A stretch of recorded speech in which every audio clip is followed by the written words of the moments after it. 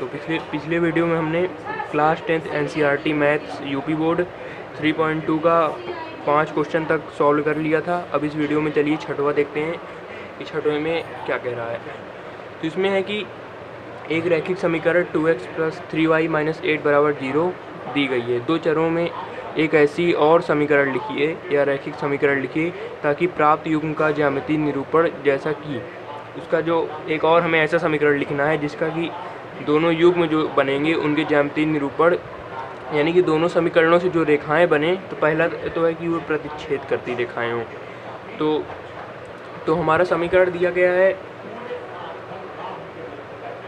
2x + 3y - 8 = 0। तो हमें इसी तरह एक और ऐसा समीकरण लिखना है जिनसे प्राप्त रेखाएं आपस में प्रतिच्छेद करती हों। तो हम जानते हैं कि हमने पिछली वीडियो में कॉन्सेप्ट आपको बताया था कि रेखाएं कब प्रतिच्छेद करेंगी, जब a1 अनुपात a2 b1 अनुपात b2 के बराबर ना हो। यानी कि इसका तो a1 ये हो गया और इसका b1 ये हो गया और c1 8 हो गया। तो हमें एक और ऐसा समीकरण लिखना है। पहले तो हम a1 लिख लेंगे।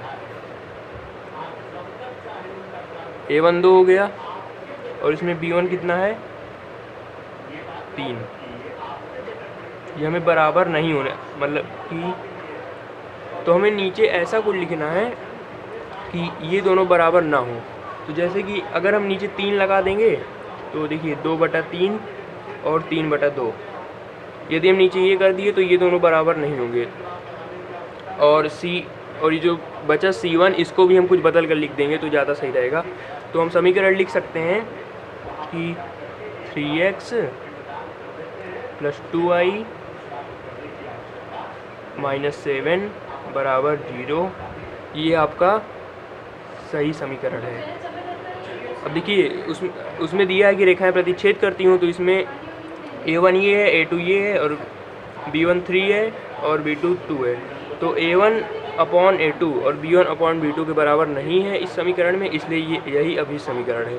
तो पहला वो छठवें का पहला हो गया। और दूसरे में क्या कहा है कि रेखाएं समांतर हों। तो रेखाएं समांतर होने के लिए ये कंडीशन होता है कि a1/a2 b1/b2 के तो बराबर है, किंतु c1/c2 के बराबर ना हो। तो देखिए इसमें a1 2 है,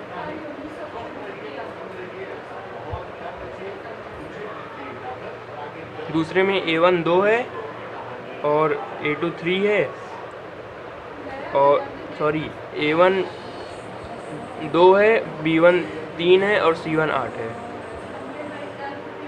ये ऐसे आप कर लीजिए। अब देखिए ये तो इसके बराबर होना चाहिए, किंतु c1/c2 के बराबर नहीं होना चाहिए।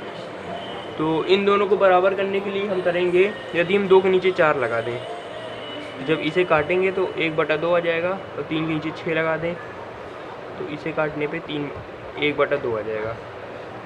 तो ये हमारा सही हो गया। फिर 8 के नीचे हम कुछ भी लगा देंगे, जैसे कि 6 लगा दें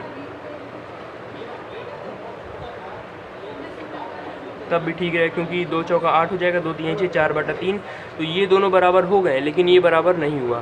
तो इस तरह इन तीनों से हम एक समीकरण बना सकते हैं, जैसे कि 4x + 6y - 6 = 0। तो ये हमारा दूसरा कंडीशन हो गया। यही सही समीकरण है दूसरे का, क्योंकि इसमें 2/4 3/6 बराबर है, लेकिन 8/6 के बराबर नहीं। और तीसरे में कह रहा है कि रेखाएं समपाती होनी चाहिए। तो समपाती होने के लिए a1/a2 b1/b2 और c1/c2 तीनों बराबर होते हैं। तो इसलिए पहले हम a1 को लिख लेते हैं 2 और b1 हो गया 3 और c1 हो गया 8। अब देखिए हमें नीचे ऐसा कुछ लगाना है कि तीनों आपस में बराबर हो जाएं। तो अगर हम इसके नीचे 4 लगा देंगे और इसके नीचे 6 लगा दें और इसके नीचे 8 के नीचे 16 लगा दें, तो ये तीनों आपस में बराबर हो जाएंगे। यानी कि ये इससे कटेगा 2 आएगा, 3 6 से कटेगा 1/2, 3 को 6 से काटेंगे 1/2, 8 को 16 से काटेंगे 1/2। तो इसमें ये तीनों बराबर हो रहे हैं, इसलिए इसका सही समीकरण हो जाएगा 4x प्लस 6y माइनस 16 बराबर 0। तो ये हमारा अभीष्ट समीकरण है, आप मिलाकर चेक कर सकते हैं। तो आपको इसके आंसर में इन दोनों समीकरणों को साथ में लिखना होगा, क्योंकि इसमें बोला है कि समीकरण के युग्म बनाना है। ये हम आपको ऐसे ही समझा दिए, अच्छे से फेयर कॉपी में लिखना है। अब इसके बाद चलिए देखते हैं 7वां क्वेश्चन। 7वां क्वेश्चन में क्या कह रहा है। तो इसमें बोला है कि समीकरणों x माइनस वाई प्लस 1 बराबर 0 और 3x प्लस 2y माइनस 12 बराबर 0 का ग्राफ खींचिए। तो पहले हम ग्राफ खींच लेते हैं, फिर आगे का देखते हैं।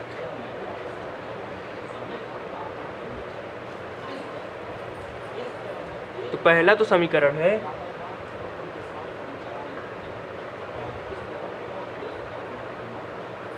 x माइनस वाई प्लस 1 बराबर 0। ये समीकरण 1 हो गया। और दूसरा दिया है कि 3x प्लस 2y माइनस 12 बराबर 0। ये समीकरण 2 हो गया। ये दोनों हमें दिया है। इसमें बोला है कि इसका पहले हमें ग्राफ खींचना है। तो समीकरण 1 में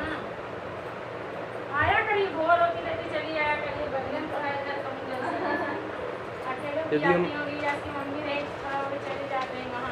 x बराबर 0 रख दें,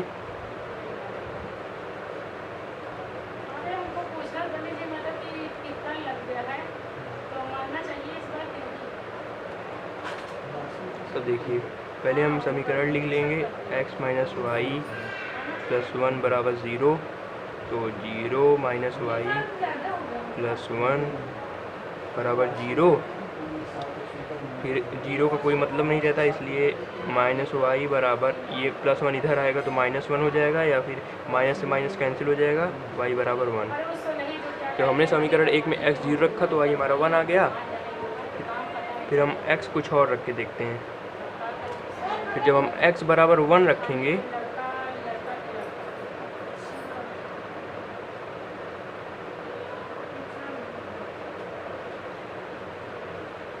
तो समीकरण हमारा है x माइनस वाई प्लस 1 बराबर 0। तो 1 माइनस वाई प्लस 1 बराबर 0। तो एक और एक ये प्लस प्लस है, प्लस हो जाएगा। 2 माइनस वाई बराबर 0।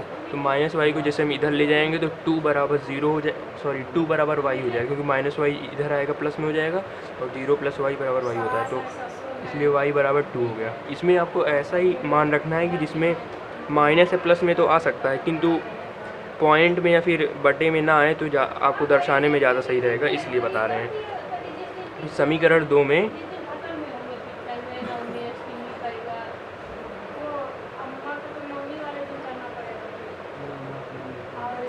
x बराबर 0 रखने पर समीकरण 2 है हमारा 3x प्लस 2y माइनस 12 बराबर 0। तो x का मान जब हम 0 रखेंगे 3 इंटू 0 प्लस 2y बराबर माइनस 12 को इधर ले आएंगे, प्लस 12 हो जाएगा। तो 3 को 0 से करेंगे 0 ही हो जाएगा। तो 2y बराबर 12, y बराबर 12 अपॉन 2, या y बराबर 6।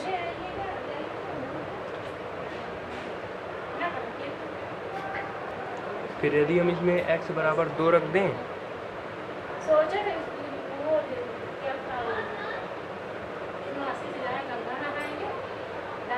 तो समीकरण दिया है कि 3x प्लस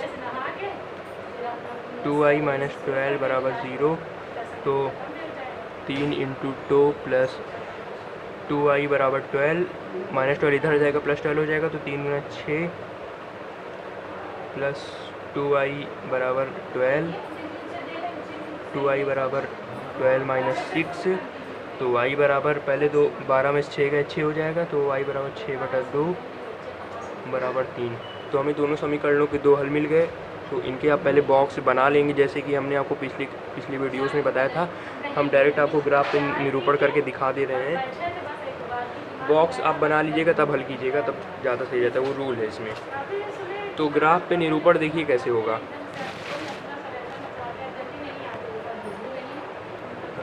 तो ये हमारा ग्राफ हो गया।